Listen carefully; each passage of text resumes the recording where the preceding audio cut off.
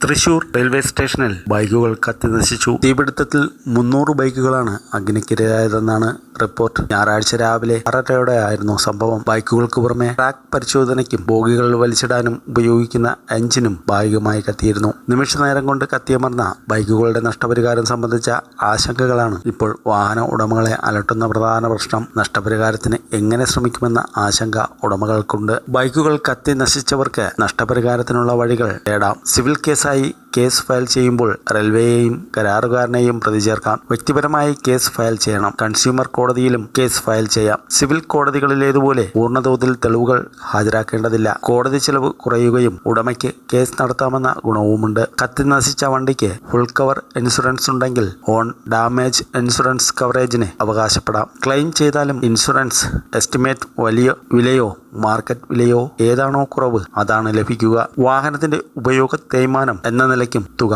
കുറയ്ക്കും. റെയിൽവേ സ്റ്റേഷന്റെ 2ാം കവാടത്തിന് സമീപത്തെ പാർക്കിങ്ങിൽ 100ഓളം ബൈക്കുകൾ കത്തിനശിച്ചതിന്റെ കാരണം വൈദ്യുതി ലൈനിൽ നിന്നുള്ള തീപ്പൊരിയാണെന്ന സംശയം ശക്തമാകുന്നു. അഗ്നിരക്ഷാ സേനയും ഈ നിഗമനത്തിൽ തന്നെയാണുള്ളത്. പോലീസിന്റെ നേതൃത്വത്തിലും കാരണം കണ്ടെത്താനുള്ള പരിശോധനകൾ നടക്കുന്നുണ്ട്. ചൊവ്വാഴ്ച ജില്ലാ ഫോറൻസിക് യൂണിറ്റും സയന്റിഫിക് ഉദ്യോഗസ്ഥരും വിവരങ്ങൾ ശേഖരിച്ചു. അഡീഷണൽ SP യുടെ നേതൃത്വത്തിൽ 18 അംഗ ടീമാണ് അന്വേഷിക്കുന്നത്.